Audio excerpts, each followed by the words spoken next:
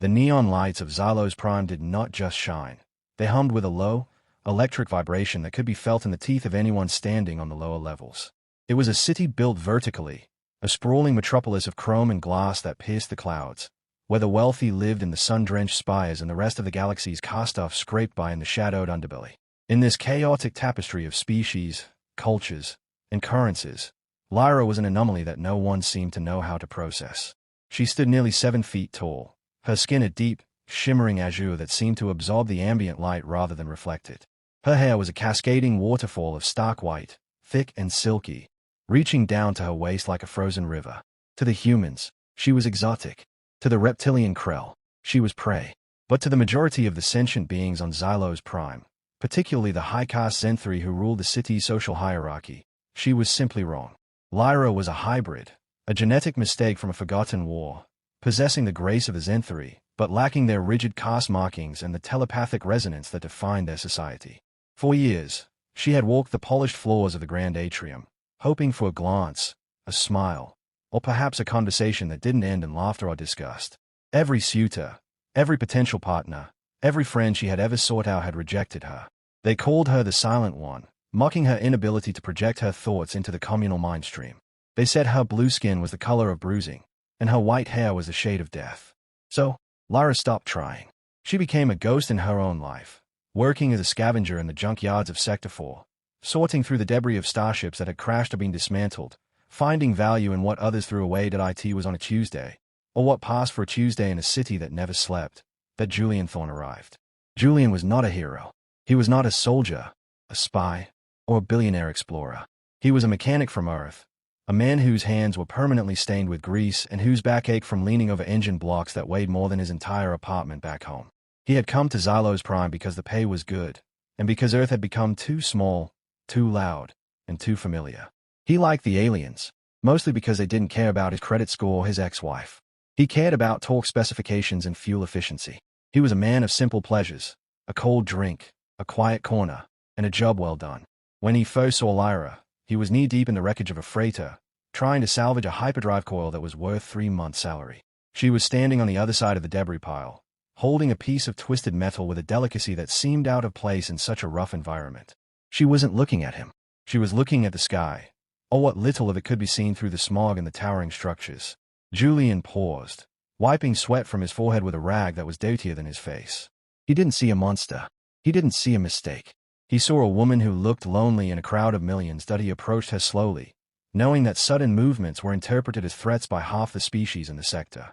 "That coil is unstable," he said, his voice rough but gentle. "If you pull it from that angle, it'll blow your arm off." Lyra turned, her large, violet eyes widening in surprise. No one spoke to her unless they were demanding rent or insulting her heritage. She stared at him, her expression unreadable. Julian shrugged, stepping closer but keeping a respectful distance. "I'm Julian.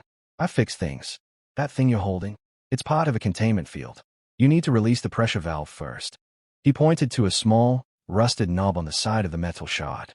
Lyra looked at the knob, then back at Julian. Slowly, tentatively, she reached out and turned it. A hiss of escaping gas sighed into the air, and the tension in the metal relaxed.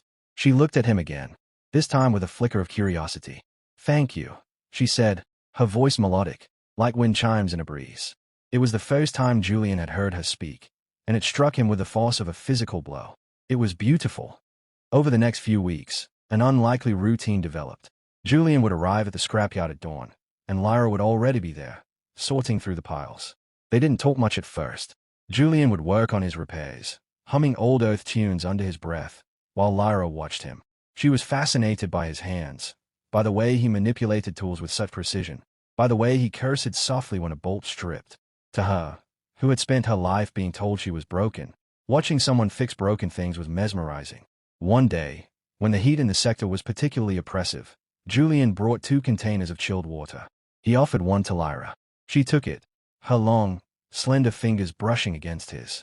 The contact sent a jolt through both of them, not electric, but emotional. For Lyra, it was the first time a touch hadn't been accompanied by a recoil. For Julian, it was a realization that he was no longer just passing time. He was building something. They began to share meals. Julian introduced her to synthetic peanut butter sandwiches, which Lyra found confusing but delicious. Lyra showed him how to identify valuable crystals hidden in the rock formations of the junk piles, teaching him to see beauty in the jagged and the rough. They laughed together, a rare sound in the grimy sector. Julian made jokes about the bureaucratic incompetence of the Galactic Council, and Lyra laughed, a sound that started as a whisper and grew into a rich, full-bodied melody that made the nearby rats scatter and the other scavengers stare in disbelief. But Xylos Prime was not a place where happiness went unnoticed for long. The Zenthri elite, who monitored the social fabric of the city with obsessive scrutiny, began to take notice of the human and the outcast. Lord Vexa, a high-ranking official with skin like polished obsidian and eyes that burned with cold ambition, saw Lyra's changing demeanor as an insult. Lyra was supposed to be miserable. She was supposed to be a reminder of what happened to those who did not fit in. Her joy was a rebellion. Vexa dispatched his enforcers, a pair of hulking brutes named Krog and Dax, to remind Lyra of her place. They found her and Julian in a small park near the edge of the sector, a patch of genetically modified grass that was the only green space for miles. Julian was showing Lyra how to skip stones across a small decorative pond, a concept she found utterly illogical but delightful. When Krog and Dax arrived, blocking the sun, the mood shifted instantly. Julian sensed the danger before he saw it, his instincts sharpened by years of working in hazardous environments. He stepped in front of Lyra, his posture relaxed but ready. "Can we help you?" he asked, his voice steady. Krog sneered, a sound like grinding gears. "The abomination is forgetting her station," he growled, pointing a clawed finger at Lyra. "She is consorting with vermin. This ends now." Lyra trembled, not from fear of the enforcers, but from the shame that washed over her, old and familiar. She tried to step back, to hide behind Julian, but he held his ground. "She's not an abomination," Julian said, his tone hardening. "She's Lyra, and you're blocking our view." Dax laughed, a harsh, barking sound, and shoved Julian. It was a mistake. Julian didn't fall. He used the momentum to spin, grabbing Dax's arm and using the brute's own weight to send him stumbling into Krog. It wasn't a martial arts move. It was pure mechanics, leverage, and balance. But it was enough to create a distraction. "Run," Julian whispered to Lyra. But Lyra didn't run. For the first time in her life, she didn't want to flee. She wanted to stand. She raised her hand, and though she had no telepathic power, she had something else, a latent ability to manipulate electromagnetic fields, a trait inherited from her unknown father's lineage. She had never used it, afraid of drawing attention. But now, anger surged through her. The lights in the park flickered and died. The electronic collars on Krog and Dax's wrists sparked and short-circuited. The enforcers shouted in confusion, swatting at their malfunctioning gear. Julian grabbed Lyra's hand, and they ran, not away from the city, but deeper into its labyrinthine streets. They hid in Julian's workshop, a cramped, cluttered space filled with spare parts and the smell of oil. Lyra was shaking, her blue skin pale, her white hair disheveled. Julian locked the door and turned to her. He didn't ask what she had done. He didn't ask why she had stayed. He simply pulled her into his arms. It was not a romantic embrace. Not yet. It was an anchor. He held her tightly, letting her feel the solid reality of his presence, the steady beat of his heart against her ear. Lyra buried her face in his shoulder, sobbing quietly. She had spent her entire life being pushed away, rejected, mocked. And now, a human, a species considered primitive by many, was holding her as if she were the most precious thing in the universe. "You're safe," Julian murmured into her hair. "I've got you." In that moment, the barrier between them dissolved. Lyra realized that Julian didn't see her difference as a flaw. He saw it as part of her. And Julian realized that Lyra wasn't just a lonely alien. She was strong, resilient, and capable of wonders he couldn't begin to understand. The incident in the park did not go unpunished. Lord Vexa was furious. The short-circuiting of his enforcer's gear was a direct challenge to his authority. He declared Lyra a threat to public order and issued a warrant for her arrest. But he also wanted her alive. He wanted to study her, to dissect the anomaly that had defied his control. Julian knew they couldn't stay in the workshop. They had to leave the sector, maybe even the planet. But Lyra refused to leave Xylos Prime. "This is my home," she said, her voice firm despite the fear in her eyes. "If I run, I prove them right. I prove that I don't belong." Julian looked at her, really looked at her, and saw the steel beneath the sorrow. He nodded. "Then we fight," he said. "But we do it smart. We don't fight with fists. We fight with what we know." Julian spent the next 2 days preparing. He wasn't a soldier, but he was an engineer. He knew how systems worked, and more importantly, how they failed. He rigged traps in the alleyways leading to his workshop. He modified old drone units to act as distractions. He hacked into the local surveillance grid, creating loops that would blind the authorities to their movements for short bursts. Lyra helped, using her electromagnetic sensitivity to detect incoming patrols and to disable security cameras without triggering alarms. They worked in tandem, a seamless unit. Julian provided the strategy and the tools. Lyra provided the intuition and the power. During these tense hours, their bond deepened. They shared stories. Julian told Lyra about Earth, about the oceans and the mountains, about the feeling of rain on his face. Lyra told Julian about her childhood, about the silence of her mind, about the pain of being invisible. They laughed in the dark, huddled over schematics, finding humor in the absurdity of their situation. Julian joked that if they survived, he'd write a book called How to Date an Alien Without Getting Arrested. Lyra smiled, a genuine, radiant smile that lit up the dim workshop. "I would read it," she said, "but I think the ending needs work." The attack came on the third night. Vexa had grown impatient. He sent a squad of elite guards, equipped with jamming devices to counter Lyra's abilities and heavy armor to withstand Julian's traps.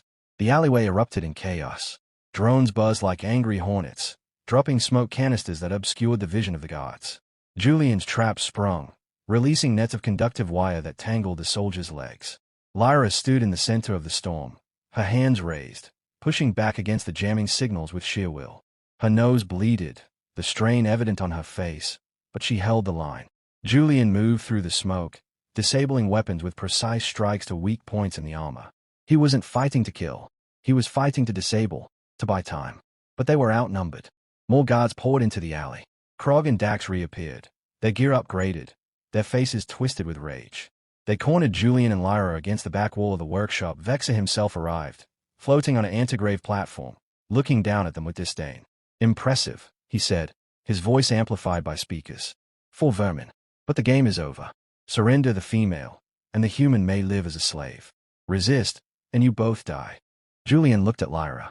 She was exhausted, her energy depleted. He was bruised and bleeding, but he didn't let go of her hand. He squeezed it. Once, hard. "Remember the stone skipping," he whispered. Lyra nodded. She understood. It wasn't about force. It was about angle. It was about using the environment. She closed her eyes and focused not on the guards, but on the power grid running beneath the street. The main conduit for the sector was directly below them. It was old, poorly maintained, and overloaded. With a scream of effort, Lyra pushed her consciousness into the grid. She didn't try to shut it down. She tried to overload it. Julian saw the sparks flying from the ground. He grabbed Lyra and dug behind a reinforced crate just as the street erupted. A massive surge of electricity blasted upward, knocking out the antigrave platforms, frying the electronics of the guards' armor, and plunging the entire sector into darkness. The elite guards fell, their suits locking up. Vex's platform sputtered and dropped him unceremoniously into a pile of garbage. In the chaos and the dark, Julian and Lyra moved. They didn't run away. They moved toward Vexa. Julian kicked the dazed lord's weapon away, while Lyra stood over him, her eyes glowing with residual energy. "You called me a mistake," Lyra said, her voice echoing in the sudden silence. "But mistakes are just things you haven't figured out how to use yet." She didn't hurt him. She didn't need to. The humiliation was enough. The entire incident had been recorded by Julian's hack drones, broadcast live to the city's network.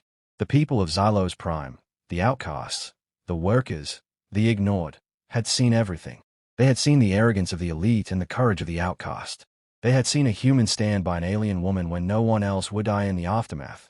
The political landscape of Xylos Prime shifted. Vexa was disgraced, forced to resign amidst public outcry. The story of Lyra and Julian spread like wildfire. They became symbols, not of revolution, but of connection. People began to look at Lyra differently, not with pity or disgust, but with respect. Some still whispered, some still stared, but many nodded in acknowledgement. Julian and Lyra didn't become celebrities. They didn't want to. They returned to the workshop, though it was larger now, donated by a grateful community group. They continued to fix things. But now, they fixed more than just machines. They helped others. They became a sanctuary for those who felt rejected, a place where differences were celebrated rather than condemned. One evening, months later, they sat on the roof of the workshop, watching the neon lights of the city pulse below. The air was cool, carrying the scent of ozone and distant rain. Julian had his arm around Lyra's shoulders. She leaned into him, her head resting on his chest. "Do you regret it?" she asked softly. "Leaving Earth? Staying here?" Julian looked at her, at the blue skin that he had come to love, at the white hair that caught the moonlight. He thought about the loneliness he had felt on Earth, the feeling of being a cog in a machine. Then he thought about the last few months, the danger, the fear, but also the joy, the laughter, the profound sense of belonging he had found in her arms. "No," he said. "I don't regret a thing. I found what I was looking for." Lyra smiled, turning to look at him. "And what was that?" "A partner," Julian said. "Someone who sees the world differently. Someone who makes the broken pieces fit together."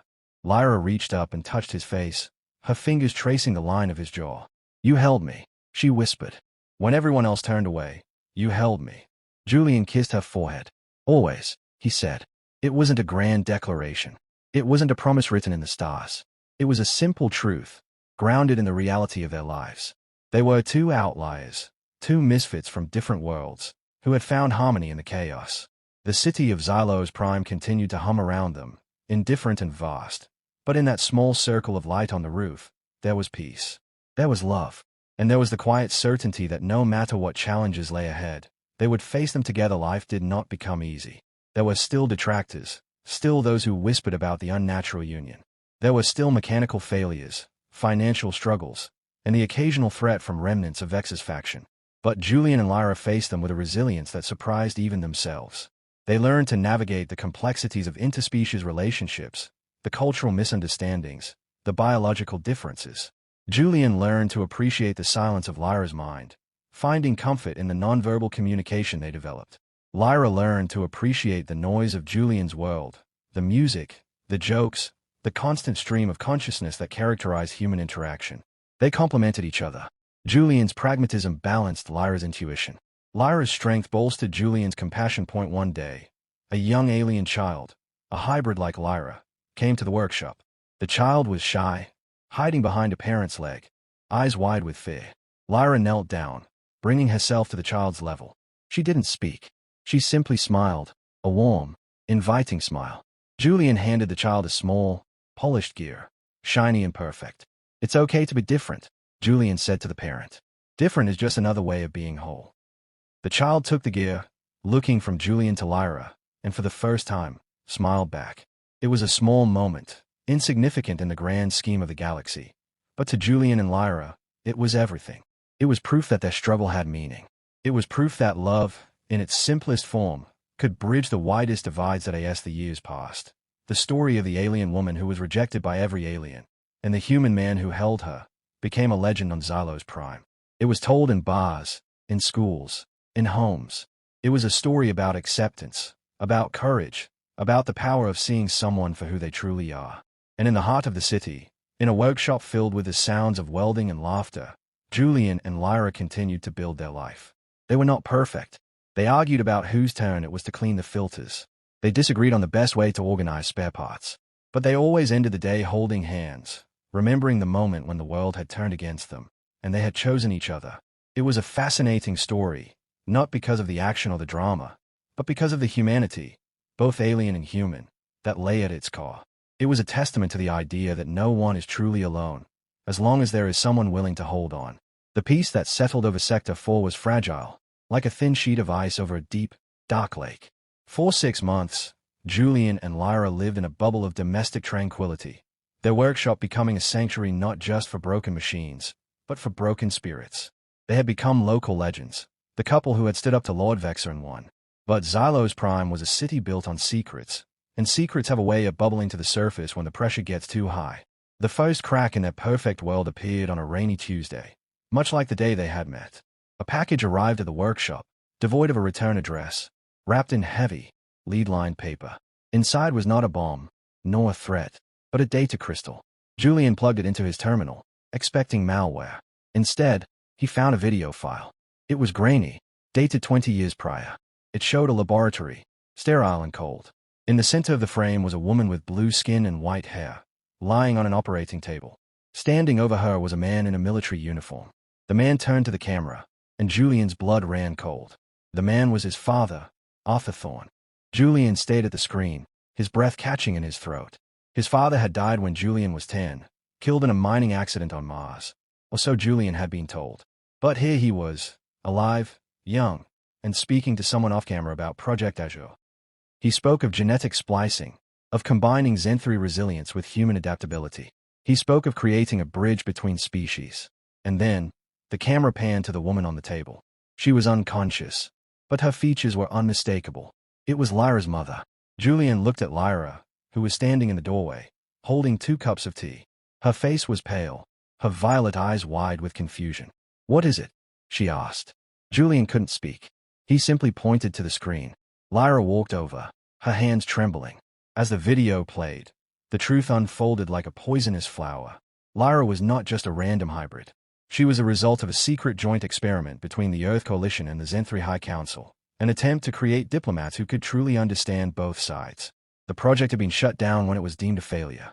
The children were scattered, hidden, or erased. Lyra's mother had escaped, hiding in the slums of Xylos Prime, raising Lyra in secrecy until she died of illness when Lyra was a teenager. Julian's father had stayed behind, trying to protect the remaining data, and had faked his death to escape the political fallout. The revelation shattered the foundation of their relationship. Lyra felt betrayed, not by Julian, but by the universe. Her existence, which she had fought so hard to validate, was nothing more than a scientific footnote, a failed experiment. She pulled away from Julian, her skin turning a dull, bruised gray, a sign of extreme distress in her species. "I'm a mistake," she whispered, the old mantra returning with renewed venom. "Even your father knew. He helped make me." Julian grabbed her shoulders, forcing her to look at him. "No," he said fiercely. "He tried to save you. Look at the end of the file." He rewound the video. At the very end, Arthur Thorne looked directly into the lens, his eyes filled with sorrow. "If anyone finds this," he said, "know that she is not a weapon. She is the future. Protect her." Julian looked at Lyra. "He didn't reject you. He sacrificed everything to keep you safe. And I'm doing the same." But before Lyra could respond, the workshop doors blew open. Smoke filled the room. Through the haze stepped a figure clad in sleek, black armor, flanked by 4 armed drones. It was not Vexa.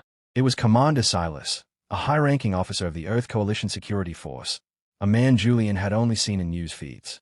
Silas removed his helmet, revealing a face that was eerily similar to Julian's, though harder, colder.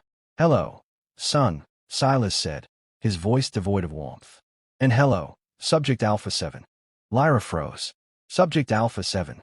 That was her designation in the files. Silas smiled, a thin, cruel curve of the lips. "We've been watching you for a long time, Julian. We knew you'd find her. You have your father's nose for trouble. And now, thanks to you, we've located the last remaining asset of Project Azure." Silas explained that the Earth Coalition had changed. The new government believed that the hybrid technology held the key to unlimited energy and biological enhancement. They didn't want to study Lyra. They wanted to harvest her genetic code. And they didn't care about collateral damage. "Come quietly," Silas said, raising a stun baton, "or I will level this entire block to get to her." Julian looked at Lyra. He saw the fear in her eyes, but he also saw the spark of defiance that had grown since they met. He nodded subtly. Lyra understood. She closed her eyes and reached out with her mind, not to the power grid this time, but to the drones. She couldn't control them, but she could confuse their senses. She created a feedback loop, causing the targeting systems to glitch. In that split second of confusion, Julian threw a wrench at the main light fixture, plunging the room into darkness. Chaos erupted. Julian tackled Silas, knocking him to the ground. The 2 men grappled in the dark, a brutal, desperate fight. Silas was trained, stronger, and faster, but Julian was fighting for something more than survival. He was fighting for love. Lyra, meanwhile, moved through the shadows like a ghost. She used her electromagnetic abilities to overload the drone's batteries, causing them to explode in showers of sparks. The explosions lit up the room in brief, strobe-like flashes. In one flash, Julian saw Silas pulling a pistol. In the next, Lyra was there, placing herself between them. The bullet struck her shoulder, piercing the blue skin. She cried out, falling to her knees. Julian screamed, a raw sound of anguish, and lunged at Silas, disarming him with a savage kick to the wrist. He pinned Silas to the ground, his hands around the commander's throat. "Stop!" Lyra gasped, clutching her wound. "Julian, stop. If you kill him, you become what they say we are." Julian froze, his chest heaving, tears streaming down his face. He looked at Silas, who was sneering even in defeat. "You can't win," Silas choked out. "There are more of us. They know where you are." Julian looked at Lyra, bleeding on the floor. He realized Silas was right. They couldn't stay. They couldn't hide. They had to go on the offensive. But not with violence. With truth. Julian let go of Silas and stood up. He picked up the data crystal. "You're right," Julian said. "There are more of you. But there are also more of us." He activated the broadcast function on his workshop's transmitter, linking it to the citywide network he had hacked months ago. He uploaded the video of his father, along with the current footage of Silas attacking them. He added a live feed of Lyra, wounded but standing tall, looking directly into the camera.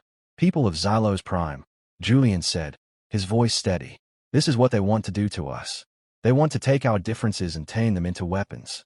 They want to erase who we are. But we are not experiments. We are people. And we are done hiding." The broadcast went viral instantly. Across the city, screens lit up. In the bars, in the homes, in the corporate towers, people watched. They saw the brutality of the coalition. They saw the courage of the hybrid woman. And they remembered the story of how she had been rejected by everyone, only to be held by a human.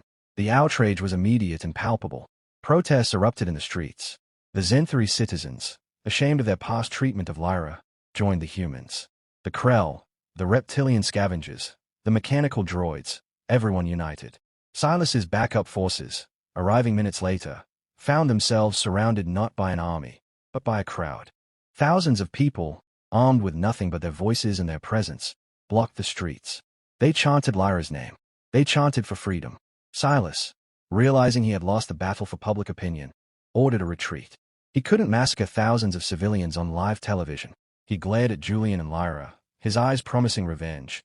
Before boarding his ship and fleeing into the sky. In the aftermath, Lyra was taken to a hospital, not by coalition forces, but by volunteer doctors from across the city. Julian stayed by her side every minute, holding her hand, whispering stories of Earth, of rain, of peanut butter sandwiches.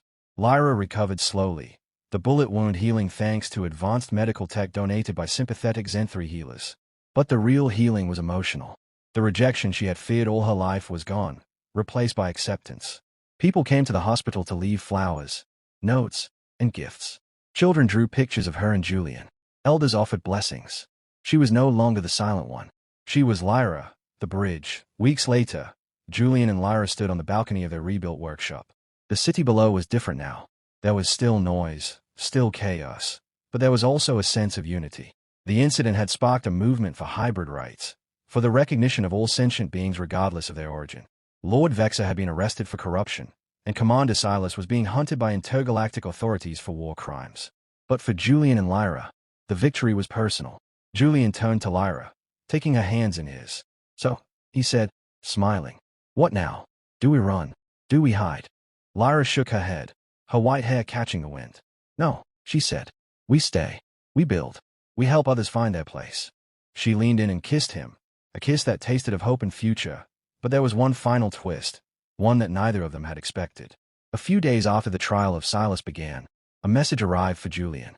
It was encrypted, old-fashioned, using a code his father had taught him as a boy. Julian decoded it in private.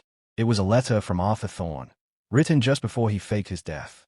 "My son," it read, "if you are reading this, you have found Lyra, and you have loved her. I am proud of you. But there is one more thing you need to know. Lyra is not the only one. There are others, scattered across the galaxy, hidden, afraid. You have the tools. You have the heart. Find them. Bring them home." Julian read the letter twice, then folded it carefully. He walked out to the balcony where Lyra was watching the sunset.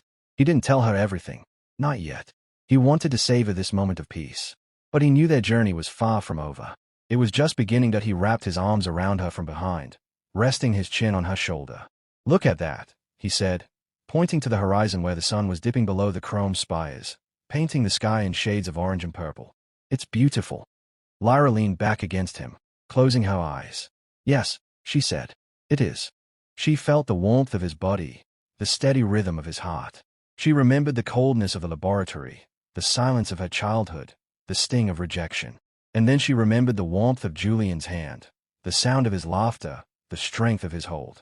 She had been rejected by every alien, cast aside by her own kind, hunted by her creators. But she had been held by a human. And in that hold, she had found not just love, but herself. The story of Julian and Lyra did not end with a grand battle or a royal wedding. It ended with a quiet promise. They continued to run their workshop. They continued to fix broken things. But now, they also searched for the other hybrids, the other outcasts. They traveled to neighboring sectors, to distant moons, following the clues in Arthur's letter. They found a young boy with green skin who could talk to plants. They found a woman with silver eyes who could see into the future. They brought them back to Xylos Prime, to the sanctuary they had built. And slowly, a community grew. A family, not bound by blood, but by choice, by love. One evening, years later, Julian and Lyra sat on the roof of their expanded center, now a bustling hub of activity. They were older, their hair streaked with gray, their faces lined with experience. But their eyes were bright. Lyra rested her head on Julian's shoulder. "Do you remember," she asked, "when you first told me I was beautiful?" Julian chuckled. "I didn't say it out loud. I just thought it." Lyra smiled. "I knew. I could feel it." She took his hand, interlacing their fingers. "Thank you," she said, "for holding me." Julian squeezed her hand. "Always," he replied. And as the stars twinkled above the city of Xylos Prime, they sat in comfortable silence, two souls who had found each other in the vastness of the universe, proving that even the most broken pieces can form a masterpiece if held together with care. The end was not an ending, but a beginning of a legacy, a testament to the power of connection in a disconnected world. And in that simple, profound truth, they found the happy ending.